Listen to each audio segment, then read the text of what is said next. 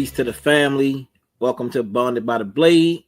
So we motivated to be here today, man. We got some great things lined up for you today. We got our first guest since we've been doing Bonded by the Blade this way. So we got our first guest, and man, it's a very powerful guest for our very first guest. So what I mean, we setting the standard real high right now. That's right. And so hey man, Hotep, peace and blessings to the family. And a Tubman City salute. That's right. Supreme salute, man. Welcome everybody to Bonded by the Blade. We back at it again. My brother Jabari, thank you for helping establish this platform, brother, and all the great networks of people, that we are going to be bringing on. And like you said, today's our first guest, and we're excited about that. We're excited about the news, the information, and hey, Bonded by the Blade, we here. Yeah. So I mean, first, man, some announcements that we want to bring about. 25 years of Conscious Heads barbershop, and it was natural hair salon also. So we'll be that too at times, but mostly barbershop. But it'll be 25 years. That's right. 25 years of blood, sweat, and tears. That's right. I mean, it's been beautiful though. It's been beautiful. I wouldn't trade it for the world. It ain't been pretty all the time, but hey, y'all can give us our 25 years That's of right. Conscious Heads, That's right. Conscious Heads Barbershop. And we all accrue, Reflection Eternal. That's right. They've been there how many years? How many years y'all been? Like 18 years. Yeah, about 18 years. Yeah. We all from the same tribe though. That's right. And so we all take these victories together. It'd be That's 30 right. years though. 30 years from where we all come from, Survivors Nation. That's right. 30-year anniversary for Survivors Nation. So, man, we just honored and blessed to still keep going strong. That's right. Going strong for That's the right. community. So we honored to be here today. But man, I'm excited, man. I mean, like 25 years ain't it ain't no joke. In Charles Village, probably maybe like in the top 5 businesses, black owned businesses that's been in that area holding it down. We seen them come and go, man. We seen them come and go. And the big thing is, we ain't never really had like the big budgets and stuff to be able to, do things the way traditionally you should probably run a business, So we've been blessed and honored to just have people who just loved us and just believed in us, who would, invest in us and do certain things and keep us above water. That's right. It's a blessing, man. So I'm motivated about that. And no matter how hard things get, I'm always feeling blessed. Like, man, we no matter what, we did it, and sometimes it would, like I said, it wasn't pretty, sometimes people make it mad. Oh man, they doing another fundraiser, man, they doing another, but we do what we got to do. Everything that's legal, we do what we had to do. That's right. To keep things above board to make things happen. So, anything you want to add with that, soon? Yeah, congratulations, brother, on 25 years in Conscious Heads Barbershop and Natural Hair Salon, man. We was all at the beginning together, to establish Conscious Heads, me, you, and brother Dennis, and you kept it going, kept the vision going. And we appreciate you for that, man. Like I said, there wouldn't be a Reflection Eternal if it wasn't a Conscious Heads. So the mighty work that Reflection Eternal Barbershop is doing, we come from the tree, we come from the umbrella of what Conscious Heads has been doing in the community. So, salute to Brother Jabari, who was also my master barber, and I was his apprentice. And, I give thanks to you, brother, because, you helped me, get on the floor, cut hair, and do what I do with the people. So I really appreciate that, bro. Hey, man, you're a natural. Leadership. You're natural with it, bro. You natural with it. Our very first business together was, as we told people before, was us selling books. That's right. We used to go into hair salons and sell books and stuff, man. We used to have to lift up the bookshelf up the stairs, right. And you grab one end, I grabbed the other end, and we push it on. We had to push, we had it set up so we push it on wheels, So we got a long legacy, man. That was some years ago. So real entrepreneurship, true entrepreneurship. Yeah.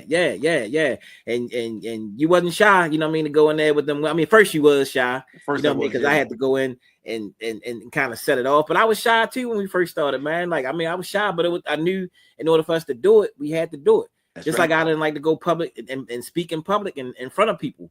But I knew that we had to do it. Like, if we was going to do the things that we wanted to do, we had to stand up and we had to do it. you know, until after a while it just became, you know, like natural. I mean, not that I'm a master speaker, but I mean, we can get up and we can freestyle and hold our own in public if we had to. We got used to doing that, you know, for a long time. Absolutely. I mean, you know, it all circles back to Soul Vibers Nation. Yeah, you know, a lot of people know us from Soul Vibers Nation, Reality Speaks. Yeah. And that was the training ground for us getting out there and having a self-determination to go out and sell books, because that was rare. We two guys from East Baltimore, from basically the neighborhood guys, you know what I mean? And we got into selling books at an early age. And that took a lot of courage, because it was different, you know. And to be different is to be bold, you know. And sometimes being different is strange, but Soul Vibers Nation set the precedence for us being independent in our mind, following the philosophy of Marcus Garvey, being self-reliant, things of that nature, being self-determining. And that was the breadbasket and the incubator for who we are today. So as he talked about the bookstore, we called that Conscious Views. So we had Conscious Heads Barbershop, but we also had Conscious Views that dealt with the books. That's right. And us selling books. So we took care of your head inside and outside, you know? Oh, yeah. So it wasn't just giving you a fade and making you just look good, but we was also making sure that you had something to put inside of your head, something that was going to develop you to the next level. And we did that through history. That's right. And you know, we continue to do things. We got the Healing Hands Ministries, powered by Conscious Heads Barber and Boot Camp. We been out on the street. We did something with young brother Elijah and the Tendea family just last Thursday. Went out on Montfort and McGeldery. Montfort and McGeldery. We set up shop. We had the tent out there while we were out there. It started raining. Man, we just moved close in the tent. It was raining. We still was in there doing our work, still in there cutting, you know, but we love the work, man. The people are so appreciative, man. And it's just a healing art. You know, we teach not just, you know, making people look good, like you said, on the outside, but making people feel good on the inside. And man, you'd be surprised how we make people day, you know, how we may make a person's day, man. People say, man, you make my day, man. Thank y'all. We love what y'all doing. You know, and it's people that may be having problems, maybe having substance abuse problems or whatever. But man, we make so many people's day. I mean, you know, I wouldn't change it for the world. I love it. I get to see two things at one time. I get to make people happy for the services that we provide, and I get to watch people be happy for being able to get their skills to another level from the, you know, from the job training that they doing on the spot. And they love it because they feel like, dang, I'm just trying to learn how to cut hair, but I'm making a difference though, you know. And so it's so many great things that happen, you know, and great feelings that comes out when we out there in the street and we out there doing those things. Because we out here cutting hair, Conscious Heads Barber and Boot Camp, Healing Hands Ministries, and it's raining. We under the tent. We just showing y'all. The rain is coming down. It's our dedication out here, right, K-Bear? That you probably, huh? It's the dedication, I said, right? Yeah. We out here in the rain. It's raining in the middle of cutting, you know what I mean? How you feel after you get a fresh haircut, man? Yeah. 20 years younger. And free. It's free. Yeah. It cost no $35, $40. You should bring the kids around and get them fresh back to school. Yep. Thank you. All right. They're doing those things. So big up to the Tendea family for having us out there. We'll be quite a few places coming up with the barber and boot camp out there, you know, making some things happen, man. So it's beautiful. It's beautiful. But I'm a you know, so we won't hold up our guests, man, and so we can jump right in it. I'm a get ready to bring the brother up, and then we'll finish on the other end with some of the other things that we want to take care of with Bonded by the Blade, you know, in general. But man, I just wanted to give the warm welcome to our brother. Man, this brother it's been over 25 years that I know Brother Jamie. He used to come to Reality Speaks lectures. He's been at the bookstore. He's been at Conscious Views bookstore. He's been at when we changed the name to Reality Speaks. He's been at Reality Speaks bookstore. I've been on the other side where this brother has interviewed me, you know, a few times, and you know, came and did some photography and covered Conscious Heads. And man, this brother, he would always talk and say that he was doing some things and he was working with church networks and different things. And one of the things that this brother has done that I really, really got respect for, when COVID happened, man, happened, we never thought that things were going to happen that was ever going to cut the lifeline from the barbershop. That's right. And so when they start saying that the barbershops was going to close, we didn't really know what to do. Like we was kind of like in the dark, man. We was just like, all right, man. We never thought that people wouldn't need haircuts. You know what I'm saying? So it was like, man, what we gonna do? And so it was like we trying to figure it out. I couldn't collect booth rent from the barbers because they wasn't cutting no hair. That's right. So it was just like it was a strange time. It was a crazy time. I know for most people, but in our industry, I'm just telling you, you know what I mean, how that went down. And the first person financially to reach out to us was Brother Jamie. That's and right. Brother Jamie was like, man, you know what I mean? I got, I think I can help y'all out a little bit. You know what I mean? He helped myself out. I know he helped you out. That's right. And he helped many people throughout the city during that time. And man, I always be grateful and I appreciate that, man, because we was just at a time where we didn't know where the next dollar was going to come from, And so, man, I'm grateful for that, man, and I really appreciate that for what he did for that. Did you want to say something about that? Oh man, like you said, that was a time where we was unsure about our industry, about what was going on in the world in general, and our business all our businesses was impacted significantly. And like Brother Jamie, he stepped up to the plate with strong leadership and helped people get them small $500 micro grants that really helped people sustain. Man, it was real powerful, and I was the recipient, and I thank the brother dearly, you know what I mean, for showing up at that time with the leadership and ability to deliver on that level, because it definitely helped me a whole bunch, man. So shout out to Brother Jamie, man, for the great work and the leadership, man. No doubt. And so what this brother's been doing, we had a concept 2005, Unified Die, and we went around everywhere, around the whole city, talking about, yo, we got to come together. Business wise, we got to come together. We got to pool money together. We got to go out and fight this. We got to fight against that police brutality. We got to go into prisons. We got to do this. Yo, unity. We got to do it. We got to come together and make things happen. And this brother has been doing it. He's been living Unified Die, for a long time. So this brother in the past 3 years has raised over $3 million for, I mean, and this year it was over $1 million. I think it was like 1.2 million. He'll correct me. And it was for 149 different Black organizations. Wow. So this was people who normally wouldn't even be able to get a lot of those funds, man. Yeah, powerful. So without further ado, I just wanted to get our brother his flowers, or you know what I mean. Let's bring up Brother Jamie Wooten. Give him a big round of applause, fam. Jamie, what's up, fam? Salute. Salute to y'all too, man. 30 years, 25 years, Conscious Head is amazing. I'm often I travel around the country to talk about Reality Speaks and Conscious Head because it's new language around social entrepreneurship, social impact. It's like Baltimore was doing social impact before it was sexy, or before it had a name, where folks had a business model, but was also pouring back into community. And so y'all been doing that from the beginning, introducing me to world-renowned speakers, bringing them in through Reality Speaks. That was just a beautiful time, what we need still more of today. So I just thank y'all for y'all leadership and steadfastness, and being able to endure for 25, 30 years is a testament. Oh man, thank you, Brother Jamie. Thank you, bro. Yeah, no doubt. So look, let's just, like I said, I know we ain't got you for long, but look, let's just start from the beginning. Like, man, you from Baltimore, right? Yeah, definitely. West Baltimore, first sort of Southwest Baltimore, the Irvington community, and then sort of West Hills community right outside Emerson Village off of Cook's Lane. Okay. So what did you have, like some grandparents or your parents, were they into the Black culture coming up? Like how did you, how did you come up, and what kind of led you to, where you at today? Yeah, it was really first just coming from an entrepreneurial family. So my dad went to Carver High School, dropped out in 10th grade.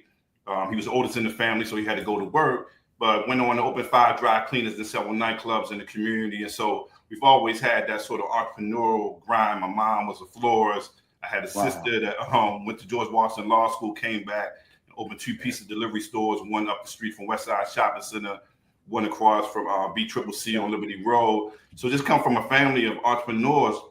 I think it was just early on, just one first being introduced to Randall Robinson and some of his work around trans-African reform, was doing a lot of work around the anti-apartheid movement. Of course, Minister Farrakhan, you talking about the Million Man March and how that was pivotal at that time. Just that sort of led me into sort of deep study around how do we build the type of institutions we need to thrive within our community. It was a book I read called The Head Negro in Charge. Got it from down Enoch Pratt Library. It was sort of looking at sort of these historical models of how we often had these sort of messianic leaders. Everybody was saying like, where's the next Malcolm? Where's the next Martin? And I'm working in this church context. I was director of an organization called the Collective Banking Group, working with over 200 churches. We did about $300 million in loans in Maryland, DC, and Virginia. But I was looking for a more decentralized model, that these sort of top-down models didn't seem to work well. Begin to study the work of Ella Bacon, sort of participatory democracy, and begin to see like so much talent within our community that we didn't just need sort of one leader, but we had a multitude of leaders. And how could we begin to organize the vast leadership around our community? And so that sort of led me on the path over these last sort of 25 years. That's what's up. That's what's Wow, up. that's beautiful. That's Hey, beautiful. what high school you went to, bro? I went to Woodlawn, Baltimore County. Okay. Yeah. Okay. All right. No doubt. Shout out to Woodlawn. That's Yeah. right, Woodlawn Warriors. So did you do the college thing and everything too? Did you go? Yeah. Went to University of Maryland. Wound up finishing up at University of Maryland, Baltimore County. First went away to Fairleigh Dickinson University in New Jersey, playing ball there. Came back, went to UMBC, created a degree program around interdisciplinary studies. So putting Africana studies, international affairs, and financial economics together, called the Pan-African Development. So early on was trying to think about what are these economic systems, what are these sort of global interfaces, and how we continue to build within community. Then later on, went several fellowships, went from a Harvard program to Princeton to UPenn. Most recently finished a design program on the Future London Academy, thinking about how you sort of marry philanthropy and movement building. So some of more of my recent work. Definitely. That's what's up. That's what's up. So what was like if I like the defining moment when you said, look, when you put together a collective, the collective movement, what was like the defining thing? Like, man, look, I got to get this money to my people, man. It ain't happening, the way we need to, and this is what it is. Yeah, I was writing a little bit, the framework sort of pulling from Ella Baker. I created a framework called MLK to Baker, sort of looking at sort of decentralized movement and building. So I was working on a lot of national work. I was in Ferguson after the murder of Mike Brown. And of course, after the murder of Freddie Gray, I was one of the co-founders of Baltimore United for Change. So that's, Leaders of Beautiful Struggle, Algebra Project, Pastor Heber Brown, others came together. And it was during that time that we created a skills bank as an on-ramp to begin to mobilize community mapping about 260 organizations throughout the city. And then in 2019, I said, it's time to build that. We knew that we didn't really have the proper containers, that we often saw money coming to Baltimore, whether it was after the murder of Freddie Gray or other times, but that money not sort of moving upstream to support organizations on the ground. And so I said, we got to create our own container so we can begin to catch the resources that we need within our community and make sure those on the ground are getting those resources. So launched in 2019 with about $8,000. And the goal was, can I do a monthly micro grant? Can I just operationalize it? Mm-hmm. Part of it was like how to base build, but also build trust in community. So we said it's going to be no strings attached. We're going to give money to folks that need it in community. And then, of course, so the first year, 2019, folks saying, why Black-led? Why are you just focusing on Black-led organizations? And then you get the murder of George Floyd in 2020. Mm-hmm. And folks say, okay, I see what you're doing. Right. The COVID hits, and they're clear that they're not going to be able to get resources to some of the organizations that we've been supporting. So I think we got our first partner came in around $25,000. We did the crowdfunding for the COVID response. Like my partner Tenacious was like, man, we got to do something. I'm like, man, I don't want to create a crowdfunding piece because it's nerve-wracking in the beginning of trying to get that first $100, that first $200. Are folks really going to get on board? And so it was a minute to get us at $1,000. Then the next thing you know, partners came in at $5,000, and the next thing you know, we was over. We did probably over $200,000. We had other foundation partners begin to come on board, and so that was the piece of particularly looking at organizations and businesses like Reality Speaks, Conscious Head, and saying, look, like our businesses are not just places where you get goods and services, but they're also community anchors. That's how do we best support our anchors in community that we need beyond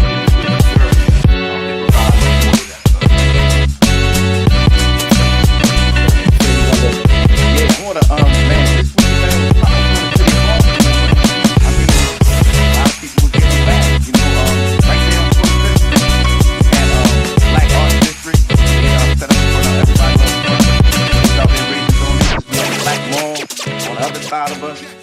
had the whole block. We had old Luke Butterfly them up the street at Flourish.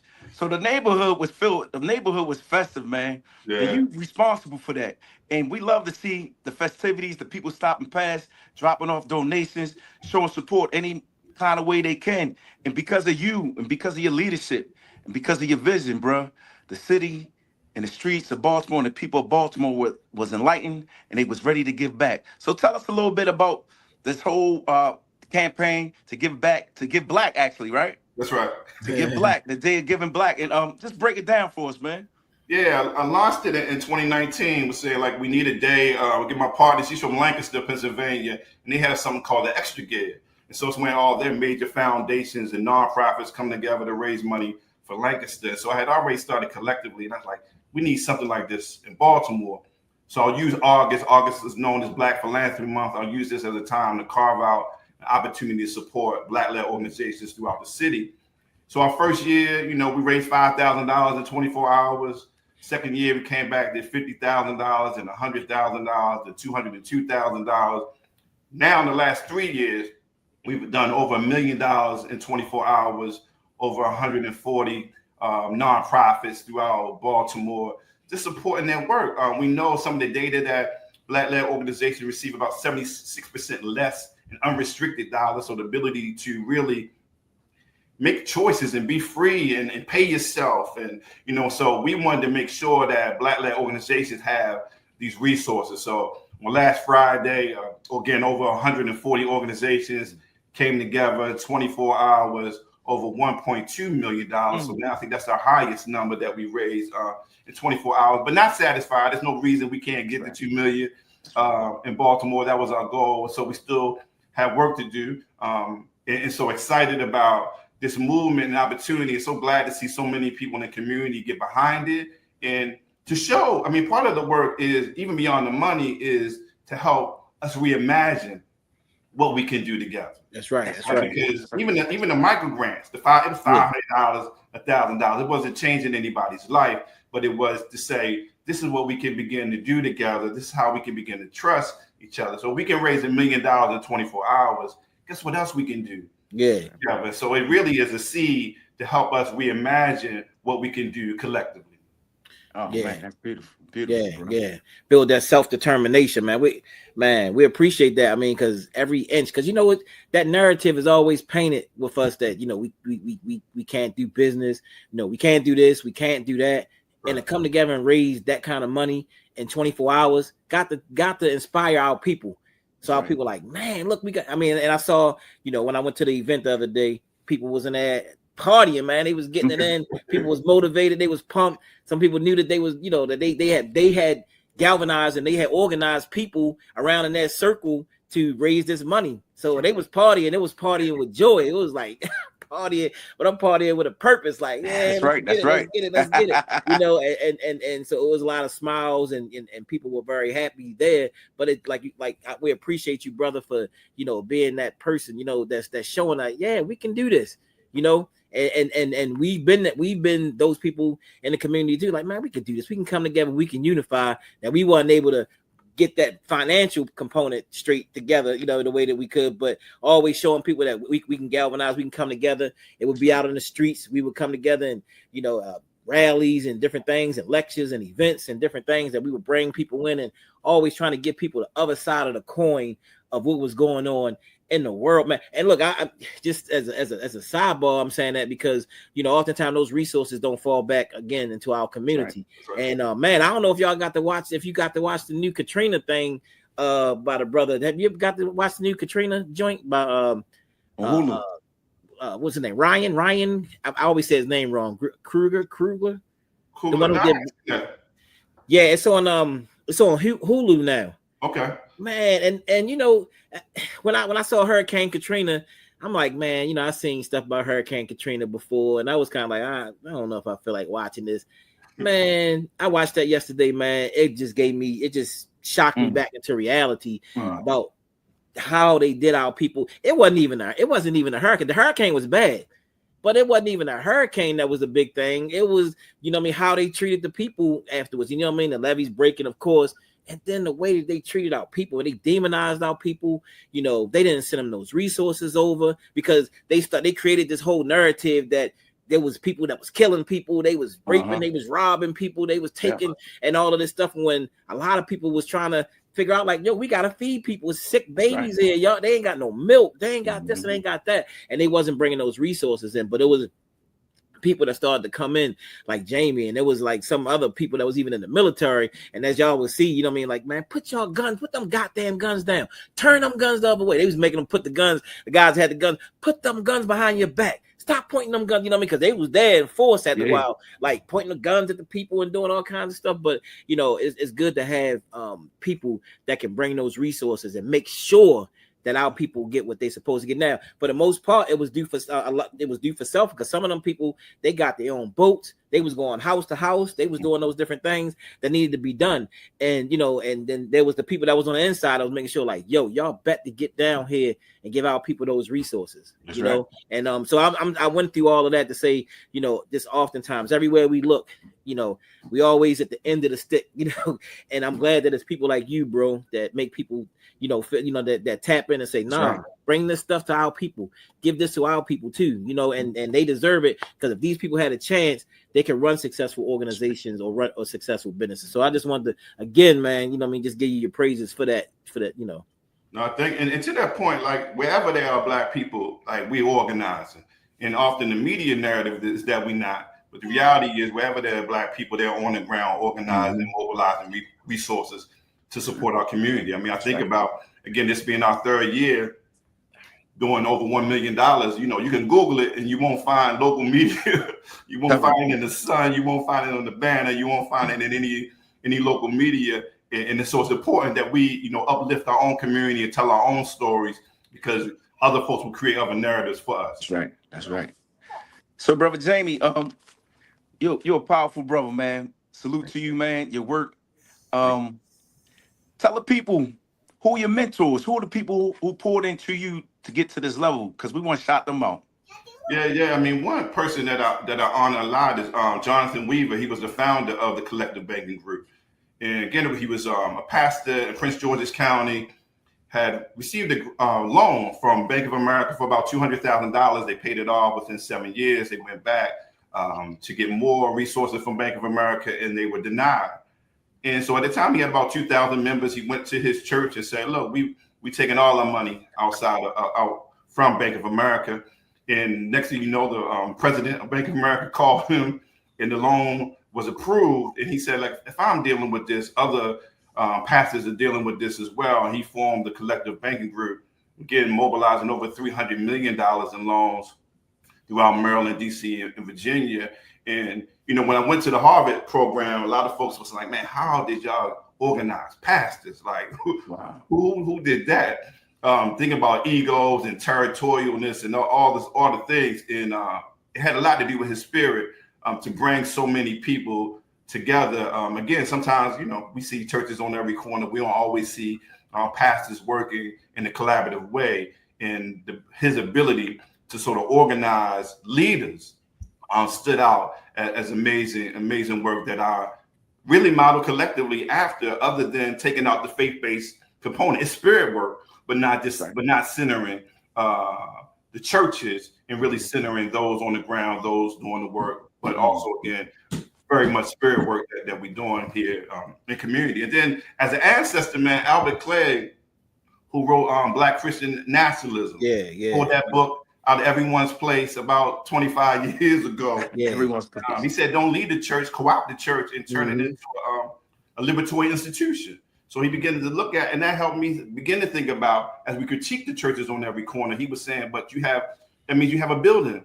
in every community throughout the United States. You have land, right? So as we think about the work Heber Brown is doing right now with the Black Church Food Security Network, right? Not just beginning to look at these resources as assets, and how do we use what we have already to turn them into institutions of liberation. But he said first thing to do is cast a big net, right? So he's telling us how to build institutions. That's how our launch was collectively. It was, how do we love on all Black-led organizations? I think sometimes we sort of narrow into our ideological framework, whether I'm Pan-African, Black nationalist, whatever that framework is, and then it's just us 40 in the room.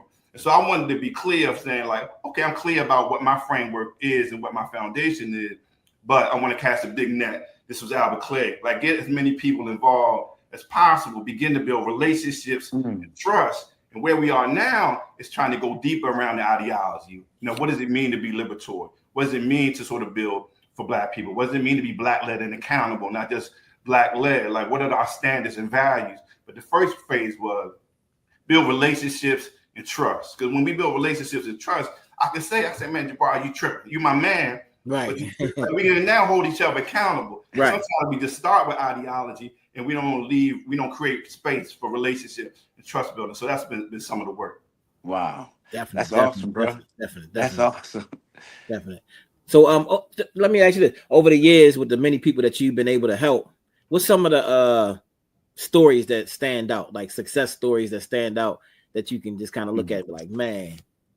Yeah, I mean, one is the brother you mentioned earlier is Brother Elijah and the Tandir family. Okay. Shout out Brother Elijah. Yeah, when we first launched our micro grant program, they won the first micro grant. Okay. It's about $1,000 micro grant, no strings attached, do whatever you need to do in community. And I should tell funders, you know, I said a lot of folks might think all they doing is community cleanups. And you might dismiss it. But they base building, they building relationships, and they building trust in community. Yeah. So that when COVID hit, they would pivot into now we're taking food to our community, and now we're offering trainings to our community. So I can see very clearly like his organizing strategy that I felt like certain people was missing. And so for him to get the $1,000, I think we did another grant for around $25,000 to see other support he's beginning to have and how they're building out Tandir family. I'm just excited as you know. You're always looking like who's up next. So it's always great to see a young brother and young sisters that are working and building a community who have them same values of self-determination and liberation for our people. So definitely very proud of Elijah and Tandir family. All right. That's what's up. Yeah. Definitely. Yeah, he told me some of those stories, and it's an honor to be able to work with the young brother because you know I'm his barber, so I cut his hair every week. So you know, so I'm right there with him, kind of like, hey, look, you know. And you know, we share a lot of stories and stuff, you know, things of that nature. But so what's been some of the biggest challenges though, like some of the huge challenges that you've been facing doing this, you know? I'll say too on that, the other piece first too is one of the things that we heard most, even coming out of COVID, was beyond the money was thanks for seeing me, and that was huge of us in some of that relationship trust currency. That's not always about money, but folks saying, man, you know, I don't do this for recognition or I don't do it for whatever, but to be seen, particularly in a city where you've been holding it down for so long, you might not get the awards, you might not be invited to the galas, but you're holding down the work within the community. And so I think that's something else that sticks out of just making sure you see your people and that you recognize folk within community. I think the hardest piece has just been first convincing people why you support Black-led organizations, right? That's right. Right. Why you send a Black-led organization? I think all the data is there, but even in this moment now, where you sort of have the anti-DEI, you have Trump in the White House, you have attacks against race-conscious funding, right? So for us to do We Give Black a couple months ago, to do Collective Give, targeting Black-led organizations in this moment is critical. And so it's been that of just convincing people in this moment, one, that you need to move these resources in community, that Black-led organizations need it, that they have the impact to show it. Like when I went to UPenn, I always said, like, you know, some of our organizations don't have logic models and don't have all the sort of tools that you may have. But if we start talking about real impact in community, I said we start with impact. Right? I can go to community-based organizations that have true impact, and then I can find your organizations that have the logic models and everything in place, but don't have the same level of impact in community. So it's convincing people that like we have our own methodologies, that folks in community understand their community and that they are expert, right? And so often, sometimes philanthropy is sort of sitting in a space where they believe themselves to be expert, but remove from the community and not necessarily centering the genius within community. So then it's convincing us to bet on each other and to trust one another. Our first cohort was called Connect, and all of that was really about trust building and relationship building, right? take 20 youth serving programs and put them together. Normally, the way philanthropy works, you're competing against one another. So I'm not sharing with you. I'm going after this grant. I'm not trying to partner with you over here, but to really bring people together and say, like, when you and I come together, it's abundance in that. We dream new dreams and new ideas, that it's no sort of a pie and it's only one slice or two slices, that we really imagine abundance when we come together. So it's convincing people that we really are stronger together. It really is that unify or die, and that we gotta really, and it's these moments, unfortunately, whether it be Trump or whatever, that make people start thinking about collectives again. That's right. Yeah. How we organize, whether it was again Mike Brown, it's these crisis moments, unfortunately, that become opportunities to really get back to the basics of building community the way we know how to. That's right. Yeah. That's right. And I really appreciate, like, I mean, people like the OGs, like Mama Rashida, and Roomworks, and people who you help keep, the theaters going, and, man, because she works with a lot of youth and all the time, and always putting out quality work, But, so some of them OGs that you've been able to get some of those funds to, man, I mean, like I said, people don't realize, when we say this, like I said, we ain't just on here just gassing your head up, like I said, because we've been living it. So we say, like, dang, man, that's beautiful, man. Like, some of us be out here struggling at times, man, and going through some things, and, and we can't just all the time just go to the bank and, go get the bank loan and all, because sometimes the credit ain't where it's supposed to be at, and this thing ain't where it's supposed to be at, and this or that. But man, so like I said, we ain't on here just gassing your head up, bro. It's like this is like we saying it 30 years, like I said, 30-year anniversary Soul Survivors Nation, and that's what we've been talking, that's what we've been living, our whole career. And it's like, so when we see it happening, it's like, man, that's beautiful, man. That's beautiful. Yeah. It's been a blessing to see Mama Rashida. She participated in our last cohort and partnership with UPenn. So we launched this Dr. Elma and Joanne Martin Fellowship. Wow. We had, 18 fellows, again, a partnership with UPenn, and to see Mama Rashida in there and say, like, look, been doing this work obviously for a while within community, but sometimes we don't have a moment to step back from our business, our day-to-day work, and really examine what's next, plan for the future. Like we just keeping the thing afloat. And so it's just beautiful to have her as an elder in that group around with so many young folks that also sow into them as well. And so they've been holding it down for a minute. She was there to bless us on Friday as well. Yeah. Definitely saw her out there, man. It's always a blessing to see Mama Rashida, man. Right. Always a blessing. So, you got anything else you want to ask, Brother Jamie? Yeah, I want to ask one more thing. If people are interested in being a part of this campaign, what should they do? Sure, you can still go to fundblackfutures.org. The platform is open for, I think, another 5 days. And so we still see funding coming in. So continue to support the work. Collectively is launching our new program, probably launch in September. So there's a giving circle opportunity there. All the fellowships and learning opportunities is there as well. So tap into collectively or go to fundblackfutures.org to give or learn more. Okay. Also, I know we big on team because we moving a lot of things. I want you to really just express the impact of your team, because today team is our blade of wisdom, but I want you to build on the aspect of team and what it means and how powerful that concept of team is working together. Yeah, I appreciate that. Like, the first 3 years I was by myself trying to stand this up, but not really by myself. Like, it was always tapping into networks. Janae, my partner, always been with me, but like formally praying, man, of like, man, I know I need a number two. I know I need someone to help us sort of move to the next level. But real sensitive about stewardship and who that person is. That's right. And my sister, Crystal Starvis, she was on my advisory board. She was looking for other opportunities to come back to Baltimore to work full time. And she came in as our chief operating officer. And changed the game. I really think, like, I'm really so impressed by her work and what I think her offering is going to be to the African world around what it means to build Black institutions, right? We got a lot of visionary leaders, charismatic leaders, but like sometimes it's that infrastructure piece. Often it is that infrastructure piece and how we build teams, how we build out our systems that matter the most. And so she's been holding it down for now 3 years, but collectively, and always tell us that if you leave, I'm leaving. because she plays a pivotal part to this work. And so thankful for her. Most recently going on Chelsea Brown and Eden. And so beginning to build out the team. That's right. And that means everything. That's why, even on Friday when they asked me to come to the stage, I said, I try to stay away from the stage because this is never really about one person or one organization. And I never want to curate like collectively is Jamie.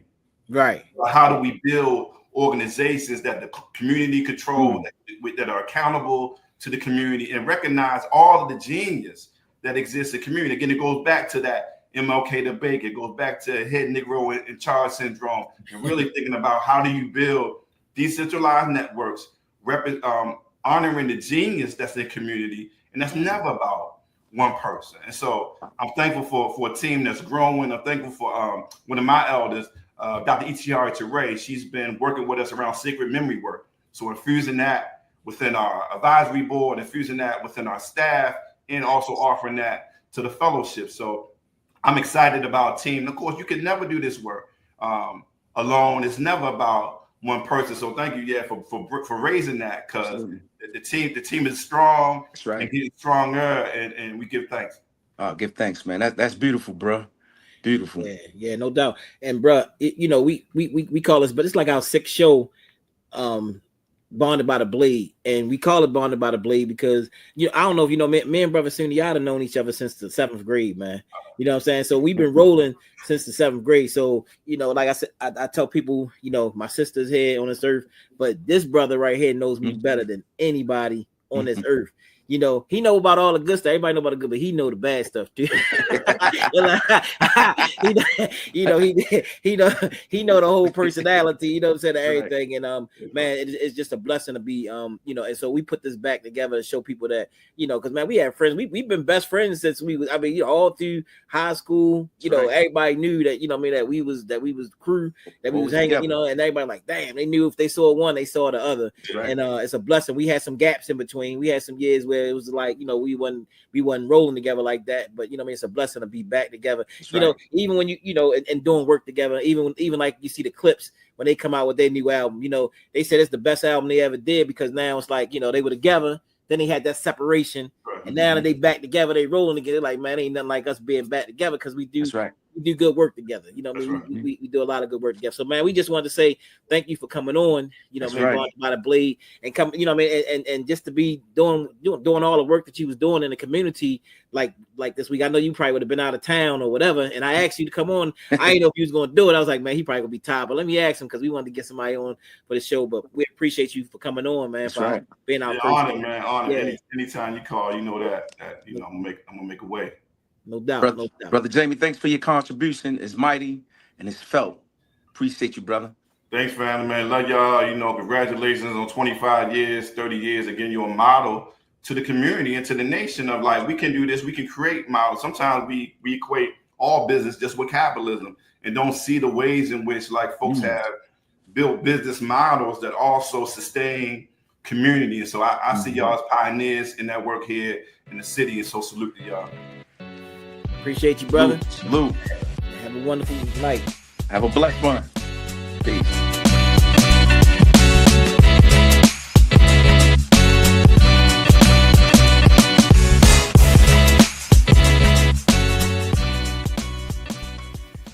Welcome back, Bonded by the Blade. Bonded by the Blade. That we had a blessing. Man, it's always good to have people that's doing the work in front of us, people that's doing the work is trying to make a change in the community. And that, when he take his last breath, people will know on this earth that, hey, he was here, he was here, and he left a legacy, for his children, for his grandchildren, to be able to build upon. And the community. And the community. And speaking of that, man, one of the things that it'd be like 3 years since my mom passed away.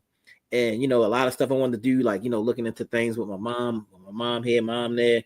But, I started to realize that, man, this is bigger than even my mom. Like, this is bigger than mom's. Like, I really start looking at, like Ancestry.com and looking at some of the stories of my grandmother, you know, her mother, you know what I mean, and start looking at my grandfather, her father, and my dad's people and all, you know what I mean. And sometimes you hear stories that's beautiful, and then you hear stories that's not so beautiful and all, but whatever, these are the people that's in our DNA, the people that make us up, you know what I mean, the people that walk with it, the people that's constantly talking with us, and we live our lives past, present, and future. You know what I mean? From the past, you know what I mean? I'm representing the present, and our children represent that future to keep things going on, to continue the continuation of this whole thing, man. So, man, you know, oftentimes, you know, we pour libation and all, we pour libation to the great ones, you know what I mean? And hey, I look at Brother Malcolm X as my father. Like, what about fathers, right? And all those people. But sometimes when we pour in libation, we look at those people sometimes that like they're greater than the people directly in our bloodline. That's right. You know, we got a lot of great people. I got great uncles and different people, man, I hear stories about. And, you know, it's just like when you look at this stuff and it's something, you know, this thing, and I'm going to send you this, you know, to add on. But when you look at like ancestral mathematics, I just did this little flyer, you know what I'm saying? Because in order for us to be here, you know, we had 2 parents, and then we had 4 grandparents, 8 great grandparents, 16 great grandparents, 32 of third great grandparents, 64 great grandparents, 128 fifth great grandparents, 256 great grandparents, 512 sixth great grandparents, 1,224 8 great grandparents, and 2,048 ninth great grandparents. You know, and then if you go on 20 generations of it, you know what I'm saying, you like over like a million people, you know what I'm saying, if you go like 20 generations. Wow. So it's like all those people, man, you know what I'm saying, who for us to be here at this time, you know what I mean, this is we are the ancestors' dream to be here right now and to come in here to make a difference here, and it's an honor and a privilege. So when I look at that, I'm like, man, I'm walking with the greatness of like my granddad, I mean, and all of them, man. And I walk proudly, I walk with my head up, you know, because when my mom passed, I was there for all her major losses that she had in her life, her mom, her dad, you know what I mean, her brothers, her daughters, you know. But I was walking in divine. My mom lost her people, and you know, and she got older, and I had to do the same thing, the same way that she did it, you know. And not to say that that's going to happen the way, you know, for everybody in that order or whatever, but you know, it's like I said, it's bigger than my mom, it's bigger than my dad, you know. And I love them, you know what I'm saying. But man, I honor the spirit that they put in me, and I can look. Even though people make mistakes and different things, I can look at the mistakes my mom made. I can look at the mistakes my dad made. And some of them, the mistakes, I say, oh, I ain't doing that. And I learn from that. You know, some of the good things he do, I'm like, oh, yeah, I'm doing that. I'm trying to get it like that. Like my dad could make a mean sandwich. And, you know what I mean? Everybody think, you know, it ain't easy to make a sandwich, man. You got to have the right portion to mayonnaise, oil, salt, pepper. If you do that wrong, if you got it out of order, you ain't gonna have a good taste of sandwich. Like he knew how to perfectly put a sandwich together, man. You know what I'm saying? In the perfect order that just when you bit into it, it was like, damn, it's just the coordination of it, you know. But no, he could cook really good, you know.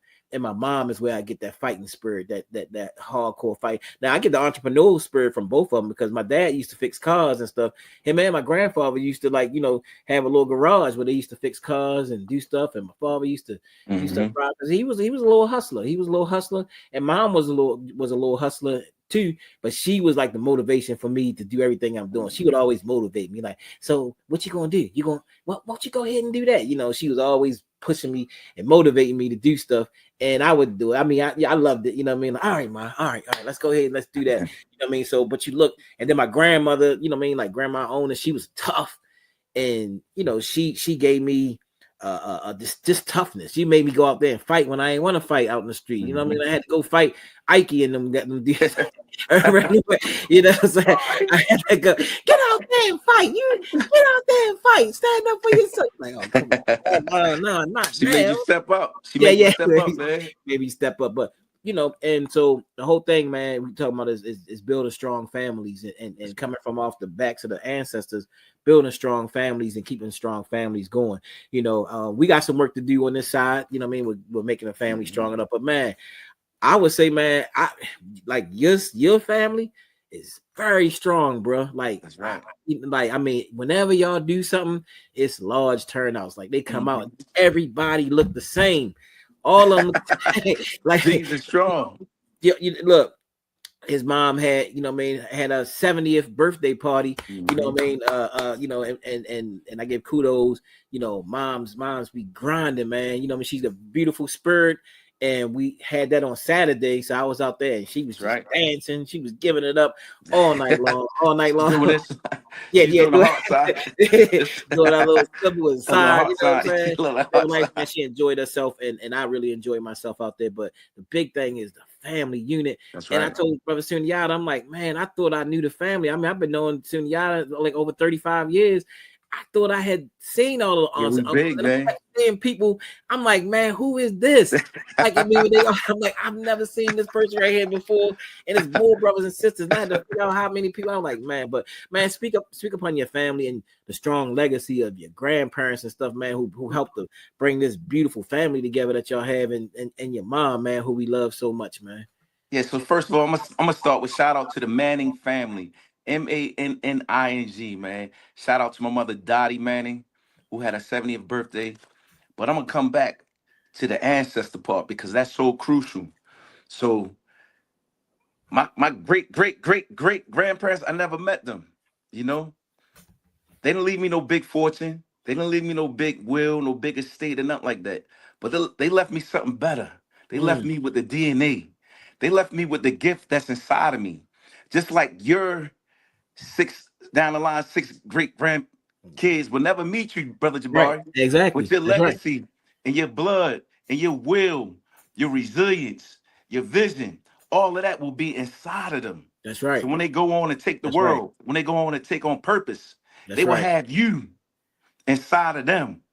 That's the thing that a lot of people don't really do the knowledge to, because a lot of times we're looking like, man, nobody left me nothing. Nobody left me no big house. Nobody left me no land down south where they cut the trees down and all of that. Nah, but they left you the greatest gift. That's spirit. That's connection. That's right. And it's already inside of you. You don't have to go nowhere to get it. They put it in you. Your ancestors put it in you. And trust and believe, my ancestors put it inside of me. And I give thanks for that. You know what I mean? I don't take that for granted at all. So moving forward to the party on Saturday. It was my mother's 70th birthday. Shout out to my brother Abdul, man. Big Abdul. Shout out to Abdul, man. He stepped up to the plate. Shout out to my daughters, Monet, Monique, Aisha, my wife, Naja, my cousin Taylor. Man, they were all phenomenal stepping up to the plate. My nephew, Lil James, Lil Dew. Everybody stepped up to the plate, man. Made this a phenomenal day. It was red. So the thing was like, where's something red in it? You know, red is a reflection of love for us. So, you know, and it was love there. And like Brother Jabbar, like you said, all the brothers and sisters came out. My mother had 13 brothers and sisters, and they all had more kids than their parents had. You feel what I'm saying? Right. So the family is big. So all of us had more kids than our parents had. So our family just like, it swelled up to a whole nother level. And that's the blessings. And my mother, she's a woman of great spirit, a great personality, and great heart. You know what I mean? And the people came out and gave her flowers while she's still here. And that's the greatest thing. One of the greatest things you can see was when people come out and celebrate you. And the people did, because my mother, she's a showstopper. You know what I mean? Yes, You know, she is. she's a vibe. Yes, And she that's is. the part I get from her. You know what I mean? I get the vibe. I get the, you know what I mean, the engagement with people, the socialite, that whole aspect. And I thank my parents for that. Both my mother and my father are high level social people. And I get that part of them. I get that part of them in me. And I give thanks for that. And like I said, Saturday was great, man. All the family traveled up from Long Island. Shout out to the family in Long Island. Thanks for coming up. Support my mother, man. Long Island. Hey, we're gonna show some pictures. The pictures gonna be flowing through. We're Oh gonna show yeah. the pictures because Oh yeah. we had a lot of nice pictures. Thank you, Brother Jabari, for showing up, man. That really meant a lot to me. You know, everybody for showing up, man. We had a great time, man. Oh man, just celebrate your parents, man. Yeah, Celebrate your man. parents while It's you have beautiful, them, while man. they're here. Yep. And one of the brothers from the mosque, one of my Muslim brothers came in the shop last week, and he said, man, the message today. He didn't even know I was throwing a party for my mother. He said, man, the message of the mosque today was, tell your parents, if you have your parents, he said, if you have your parents here, Tell them how much you love them, how That's much you right. forgive them, That's right. and how much you appreciate them for being your parents. That's And what I'm that talking dawned on me. about. And all the negative things that you can go in your head, and the resentments and things that you battle and you wrestle with, you gotta get rid of that. You gotta get rid of that. While your parents are here, they did the best they could do That's right. for you. Trust and believe that. Yep. They did the best they can do for you. Yep. Trust and believe that. And I told my mother today, Mom, I love you. I wouldn't trade you in for no other mother in the world. That's what I'm talking You know about. what I'm saying? That's what I'm talking And I about. forgive you Yeah. for anything, that was on my heart, on my mind, that I thought that you did wrong. Right. And she That's was what I'm like, talking man, about. she hugged me so hard. She kissed me, man, was like, man, I love you. I love you. I love you, man. And that was great, man. And Yeah. shout out to for the message, because the message was powerful and the message was timely. So give thanks, man. Give Yeah. thanks, man. Give thanks, man. I mean, cause y'all, I mean, y'all gave love, man. She was on her superstar, bro. Was You know what I'm she? saying? Like, I mean, man, yeah. I mean, man, it was beautiful to see, man. It was beautiful to see. Just she enjoyed herself, and she just felt the love, because she got the love coming from everywhere, from grandchildren, from generations. You feel what I'm saying? From her siblings. You know what I mean? From her sons. Oh man, it was beautiful, man. It was beautiful. So I want to let you know, man, you did that right. You Oh did man, that give right. thanks, man. You Thanks and for coming out, you and man. your peoples and Duel, y'all did that the way y'all was supposed to do it, man. Y'all did Thanks, that the way y'all man. was supposed to do it. Yes, sir. Yes, Oh, sir. And like family. you said, y'all don't see these pictures up here. you know. That's right. So So yeah, man. So yeah. Anything else you want to tackle with that? no, that was good, but we got to go into the pickleball. Oh We got the no. pickle. Yeah, that's what we segueing into. Yeah. Yeah. We're gonna segue into the pickleball party coming up. Let's go. Pickleball party, August 23rd, Saturday, 5 to 8 at Dill Dinkers in White Marsh. At Dill Dinkers in White Marsh. It's a free event. Make sure you RSVP on the link, on the Eventbrite link. Pickleball party. Pickleball party. It's gonna be strong, y'all. It's gonna be strong. Anything we do, when we had Brother Jamie on, y'all saw that we've been doing this stuff for 30 years, man. And right now, pickleball is the fun part. It's the fun That's part, right. but it's not just fun. It's about social, and it's about being active at the same time. You know what I mean? Moving your body, getting out, making some things happen. I honestly, this summer been a little rough for me. You know what I mean? I've been kind of like on injured reserve, coming like in and out, but everybody going injured reserve a little bit, you know what I mean? But I've always had problems, whether it was pickleball or not. Always had problems with my knees, and my knees going through some different things. You know what I mean? Some of it gaining weight and just different things, getting older and a whole lot. So so I'm doing some things, working some regiments, and and I'll be back up in there. Like soon. I played this week, and probably won't play this week. Probably try to get ready for the 23rd so I can play with y'all. That's right. Play some games with y'all.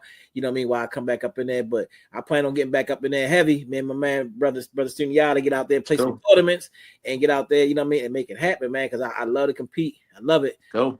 Best believe, we doing some rehab to get things rolling. And man, y'all got to come out, sign up. We're gonna have the links here. Y'all get on there, sign up, come on out. Right. We gonna be out there playing with y'all. We ain't gonna play with we ain't gonna play too many games with the big boys and the big fellas. Even though we got some out people out there, but we're gonna come out there, play with y'all. Walk y'all through the games and have some fun with y'all, man. We got a trainer that's gonna be coming out. A guy that's one of our trainers that's gonna be coming out and gonna teach y'all the fundamentals. And then we just gonna have some fun. We're gonna have some food. We're gonna have a little bit of music out there. And man, come on out, have some fun. Some fellowship. Yeah. That's right. Yeah. But so all fitness levels, all ages, welcome to come and learn this game, pickleball. It's gonna be exciting, man. We're gonna make it fun. Team building skills, things of that nature. Come on out, August 23rd, 5 to 8. Dill Dinkers in White Marsh. Yeah. It's going down. It's going down. No doubt. So we're gonna end off the day with the blade of wisdom. But even though Brother Cindy already been dropping a whole bunch of blade of wisdom, tonight. But but we're gonna let him end off with the official blade of wisdom. Okay, so our blade of wisdom, it deals with the concept of team. TEAM. Brother Jamie came on and expressed his gratitude for his team, how his team helped him leverage his whole campaign and his concept to the next level. Brother Jabari has a team. I have a team. We just talked about my mother and her 70th birthday party. It took a team concept to put that together. So I broke the team down into acronyms. So T is trust. Trust in your teammate. Trust in the people who have the collective vision. Trusting each other to carry out their duty and their purpose. The E is execute. Everybody has to execute their position and their ability at a high level. A is accountability. We all know that accountability is something that we all must hold ourselves to make the dream and the vision manifest into what it needs to be. And the last one, M, is manifest. This is about the collective vision of us working together, us unifying together, us carrying out our objective. There's no I in team. We all win. When you manifest it collectively, we don't just get a win, we leave a legacy. Team, supreme salute. Ha! It's the blade of wisdom. Blade of wisdom. Family, we hope y'all enjoy this. We hope that y'all share this show. You know, it's getting more powerful. Like I said, we're gonna be having guests. We're gonna be dealing with topics. Y'all see, you know what I mean? We growing, we glowing, and we trying to take things to the next level. That's right. For our people. And y'all spread the word, man. Hey, look, comment. Can y'all give us some comments on the show? Give us some comments, share it, like, subscribe to the channel. You know, and join our Patreon. We do have a special Patreon with Bonded by the Blade, and we'll be having the links and stuff for that stuff also that's coming on, because we'll have some exclusive things that we'll be dealing with on the Patreon also. So family, man, we love you. Thank y'all for joining us. And man, we're gonna keep flowing with the creator and the ancestors on our backs. That's right. Bonded by the Blade. Peace. Bonded by the Blade, Ashe.